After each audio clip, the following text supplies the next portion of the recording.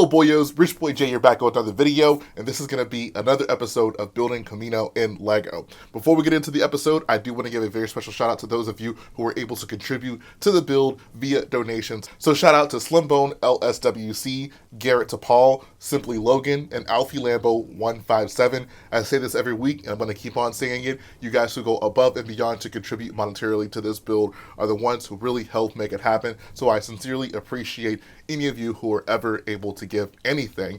And while those donations primarily happen during the live stream, if you're not able to make one of those for some reason, you are always able to do it via PayPal. It's going to be in the link in the description. I know I've previously talked about doing YouTube super thanks, but I looked into it, and apparently YouTube takes a significant portion of the super thanks money that you guys give, even more so than super chats for some reason. So the super thanks is what you want to do. That's cool. I'm not going to complain. But if you want for a larger portion of the money to go towards me as opposed to YouTube, please consider using the PayPal link in the description of the video. Another way you can help support Kamino is by buying the instructions to my Republic gunship. Once again, all the information for that will be in the description. And then stepping back a little bit to the live stream this week, I don't even know what to say about this one. Y'all are just going to have to watch this clip. Nah, bro, Obi-Wan's lightsaber is definitely the least edible.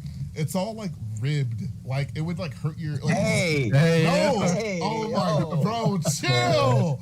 No, listen, bro. Jay, you gotta seriously hop off, bro. Bro, listen. Oh my god, bro. I'm not even trying to be sus right now, bro. Listen, you're not trying, but you're succeeding. Oh my god, never mind. See, I can't say anything, bro. You can't say the word ribbed. I'm sorry. Nah, ribbed no, is too far. No, look. Okay, look. When I was a kid and I had this toy lightsaber, whenever you would like grip, it would like hurt your hand when you gripped it, bro. Like straight up. Hey. Oh my god, bro. Bro, what is you on about? I'm serious, bro. No.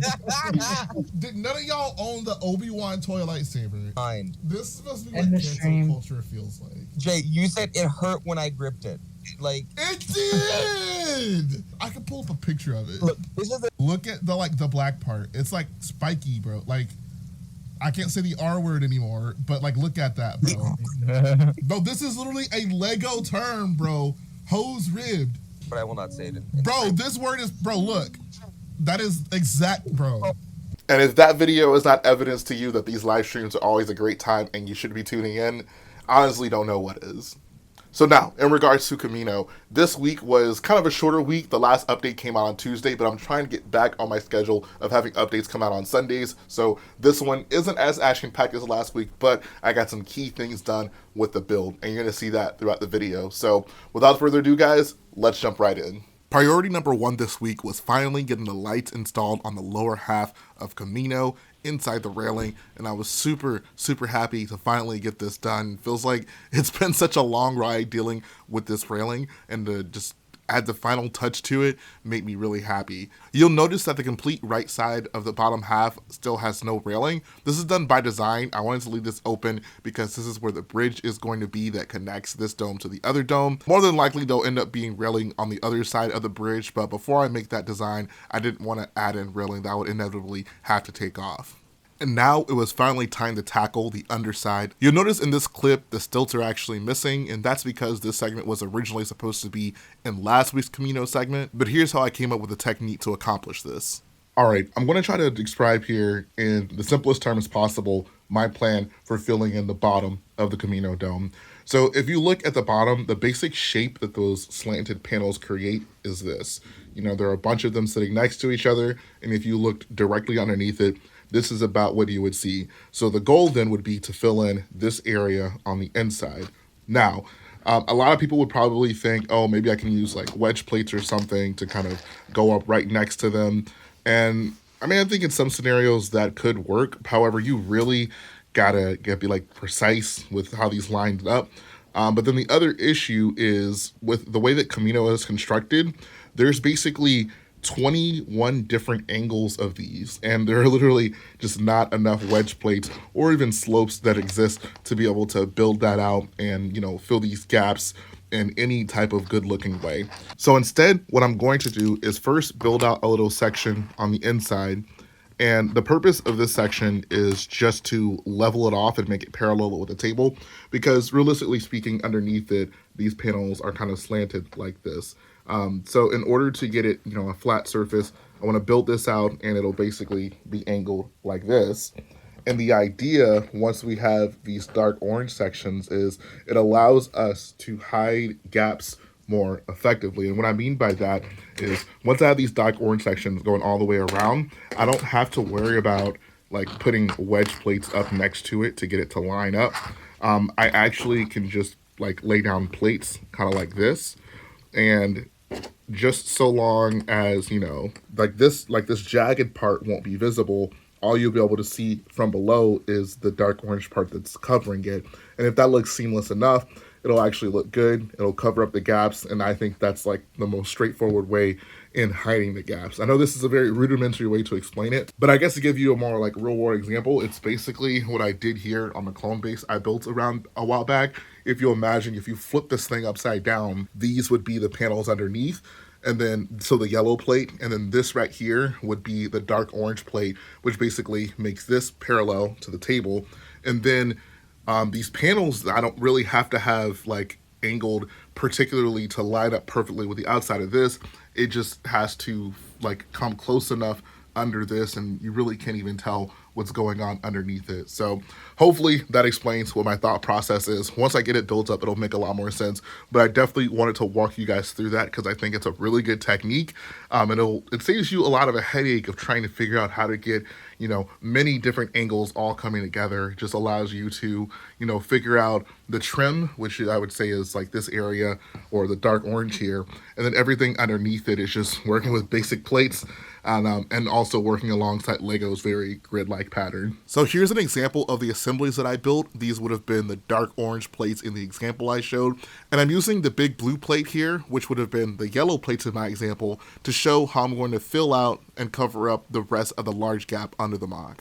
I was pretty happy with the prototype that I came up with, so now it was time to start building. Of course, as always, 21 of them, I swear. Everything in this build is like a times 21 or a times 42 or sometimes even a times 84 build, which is getting to be a bit much, but I guess I should just expect it by now. And then we're going to multiply all that times 2 once I start on the next dome. I do have to give myself a little bit of credit here. I've gotten so much better about actually counting out parts before I just dive into a build like this. Previously, if I had a big pile of parts and I thought it looked good enough, I would just go ahead and start building away, and then there would be those times where I would just get to a point where I realized I don't have enough parts to actually complete this. So rather than setting myself up for failure, I actually went through and I prepped all the parts I needed for this, and I knew 100% that I'd be good to go. Since I was going to be removing these panels anyways to add the trim sections in, I figured I may as well take care of this gap issue that had been a problem pretty much since I first installed these, but I had just been putting it off. So here's a time lapse of me not only adding in the trim sections, but also fixing up the bottom panels.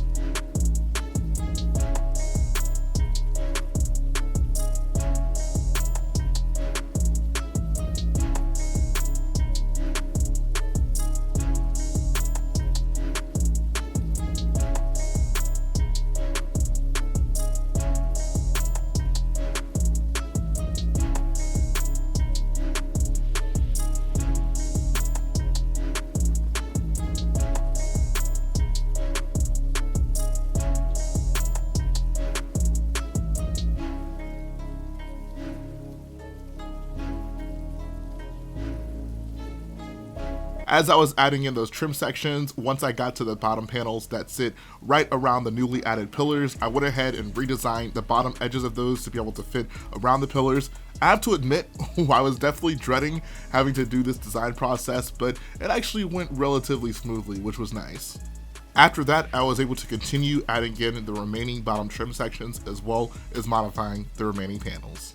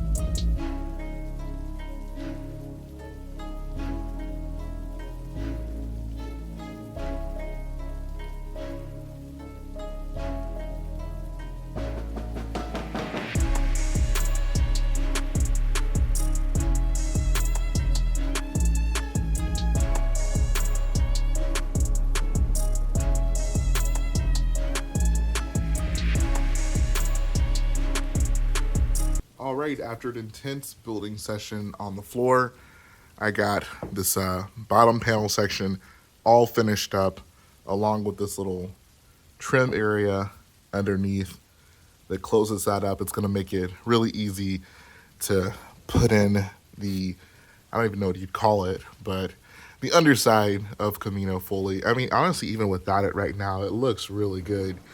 Just seeing everything come together so seamlessly. And I'm so glad I finally took the time to go ahead and fix up all those sections where the gaps just were not even necessarily prominent, but they were just kind of getting on my nerves. But it looks so much cleaner now underneath here, which makes me super, super happy. So I don't know if I've like directly mentioned this, but building on the underside of mocks is not fun. Having to prop myself up underneath this and then like twist my neck to see everything going on underneath this mock has not been ideal. You know, in a perfect world, I would have done all this at the beginning and then kind of worked my way up. But then I think about it more and more, and I'm just like, you know what? I think like it kind of had to happen this way for no other reason than the top and the curvature of the top of the dome, I think really did influence the bottom of the dome. Like I think I kind of needed to build this way, so I just know, you know, what angles would look good. Is I think if I just kind of started blindly with a design for the bottom, I may not have gotten this angle. You know, it might have looked a little bit different. And then when I got to the top, like I would have been trying to match the top to the bottom rather than the other way around. And I think it's just makes more sense to do it, you know, from the top and then the bottom, just because the top is the part that you see the most. So I don't know if that makes sense, but in my head, it makes me feel a little bit better about building this the way that I did. So now we're going to go ahead and work our way to the other side of this mock. All right, now we are back to the inside of Kamino, and there's kind of two things I'd like to do to finish out this update. Unfortunately, I don't think we're going to finish out all the bottom panels this week like I would have liked to, but that's not the end of the world. Honestly, getting the edges done around the bottom was by far the more important thing to get done. Like I feel like that was really the hard part. And then filling in the gaps is going to be relatively straightforward. But before I can do that, what I would like to do is basically figure out, you know, how I'm going to be mounting the bottom, because I want it, basically it's going to be mounted upside down. So you have the studs facing down, which means I can have tiles and it'll be nice and smooth and clean and snot the way pretty much everything else on this mock is. But what I need to figure out is basically like, how am I going to mount it? My idea is to use like Technic. These aren't lift arms, but basically the version of this without the studs on it, and then have it hanging this way, and then connect a Technic brick, then connect a Technic brick like this, and then, you know, stud reversal. I'd have studs facing down, and then I'd be able to just, you know, connect my bottom panels.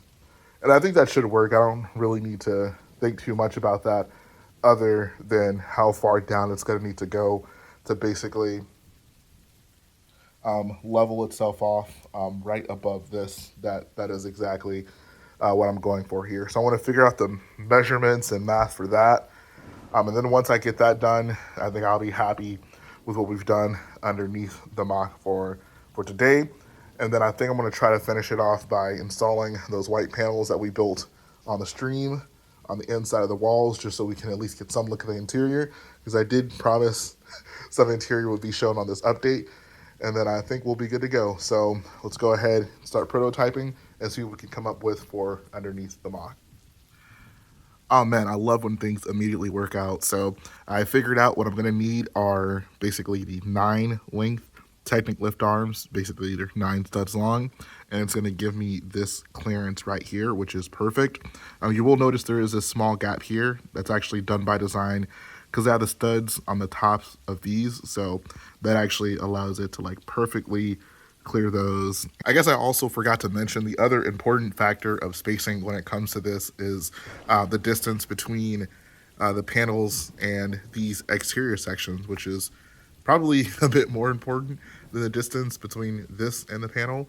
And that actually lines up perfectly, which makes me super super happy. So I know once I get started on that, I'm going to be good to go. So super hype about that. And now that we have that done, I think we're going to finish off the update by finally installing those interior panels so I can own up to my promise of doing something in regards to the interior here. Actually, before I start placing things, I do want to go over a few kind of logistical points just so you guys can understand exactly what's going to be going on here. So first and foremost, if you're not aware, this is going to be the embryo room, as we saw in Attack of the Clones, where Lama Su and Obi-Wan take a little tour to the facility. That's what this room is. But I'm actually not building the one that is directly from Attack of the Clones. And here's the reason why. So in Attack of the Clones, there's this embryo room, and then if you go a little bit further in the movie, you see this like training area down below. And I wanted to do the embryo room as well as this training area. I feel like these are the two kind of like super memorable parts of Kamino when it comes to like the clones actually doing stuff on the base.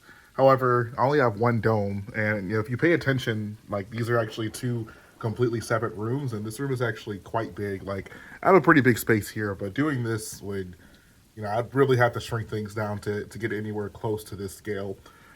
But fortunately, the compromise I was able to make was with Star Wars Battlefront. So in Battlefront, they actually combined the two rooms together, so you can see, the wall elements are exactly the same, and you even had the like grid like pattern on the ground. But then you also have these like embryo tubes hanging around, and I think that's awesome. That basically kills two birds with one stone. So that's basically what I'm going to be going for here in this dome. And the other nice part is this dome is actually quite a bit shrunken down than the one that we saw, like that I just showed you from Attack of the Clones. So it makes it a little bit easier to scale things in an appropriate way that is going to fit in here. So where are we going to be starting in this room? Well, we're going to start with the walls. I figured it was easiest to work our way from the outside and then build inwards, if that makes sense. So what I have so far is this right here, which I know looks like nothing, but I promise you it does mean something. I actually spent quite a bit of time really thinking through and just racking my brain about how I was going to orient everything in this room and fit everything in a way that would feel somewhat natural and it would actually look good. So what I came up with was basically this right here. And this is representing the kind of like stepped portion that juts out from the wall. So if I take you back over here to Battlefront, you can see there's these like, big stair sections. I guess that's the best way I could use to describe it. But they kind of jut out from the walls, and then as they kind of come out further, there's the indented sections, and that's kind of like where the clones are training. And I guess they're like elevators, because some of them are like elevated above the ground. I don't know if I'm going to do that in my mock, but I definitely want to do the indented sections and then have clones training basically in a circle all around the middle section right here. So my idea was basically this gray layer right here represents the main wall, and I've actually left a stud of space because we have these wires hanging, and just so they don't get completely crushed behind bricks if I just like laid it right on top, I gave it a stud's worth of space. So that's why that the inside wall is a little bit separated from the outside wall.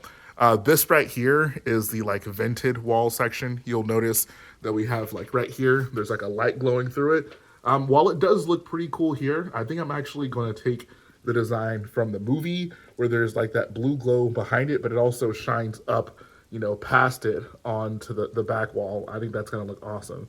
So rather than how it is here, where you can see it's kind of closed off at the top, I'm going to leave the top open and have the like shining up onto the wall. So definitely going to take that design tip. So the idea is, this right here is going to be like a vented section that'll obviously be built out, across the walls. And then there'll be lights on this side that'll glow up. It'll illuminate kind of that way, but also against the wall right there. And then as we move out, this is going to be the flat portion. It'll step down, another flat portion. It'll step down. And then this is going to be basically the floor of the mock. And the reason the floor is elevated so high is because we have our indented sections. So I know that's a lot to take in. I hope that makes sense to you guys. And like obviously, once we move forward throughout the mock, it'll make a lot more sense once I get things built up. But I did just want to take you through my thought process and how I came up with everything here, so you can know right from the get go what I'm planning on doing, and if any changes happen, why those things happen, and we'll have a good idea of kind of where we wanted to start and then where we end up. I think that's always cool to see. So now that we've gotten that out of the way, I'm going to go ahead and start putting the panels on the walls. I got them built up from the live stream, and that is going to be how we close out this week's update.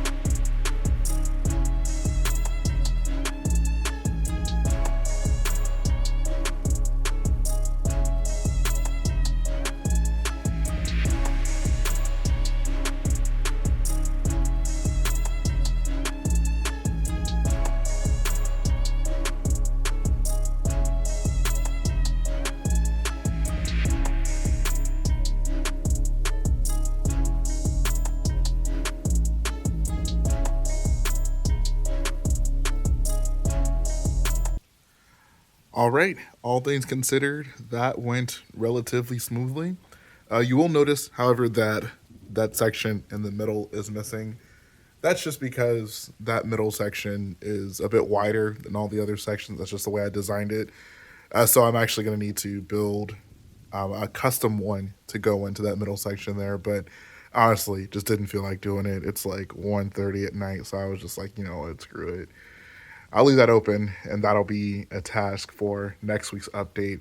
But I will say that it is extremely nice finally seeing something in here. Like, I've stared at just the inside of this frame for so long that seeing something here actually makes me quite happy, and I'm already starting to visualize more and more what it's going to look like, when we actually get more stuff built up, and it makes me really happy. So really looking forward to these next few updates, because I'm going to just be going ham building out the interior in here. I already have a design for what's going to go up here in that little ring section all the way around right above the white walls.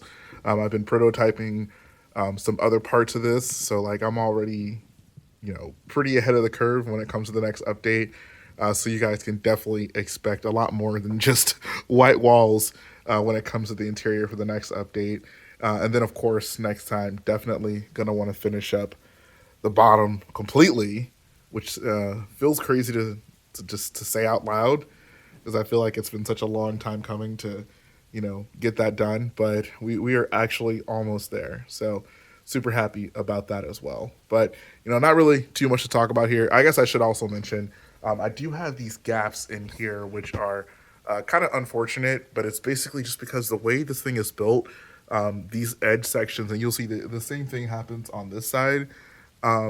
They're from like these two sections here, like the angle is not the same as all the other angles. So you end up with, it's spaced not, the same as the other ones, which is not a big deal because I could just adjust it here to make it longer or shorter if I need to. However, it's kind of getting pulled on at the top to make the shape, which means that like it's closer up here than it is down here, which is somewhat problematic. I feel like I'll probably just do some sort of kind of cheaty workaround to fix that, but it is something that I am going to have to deal with because I definitely don't want those gaps in there when all the rest of it is pretty seamless and clean.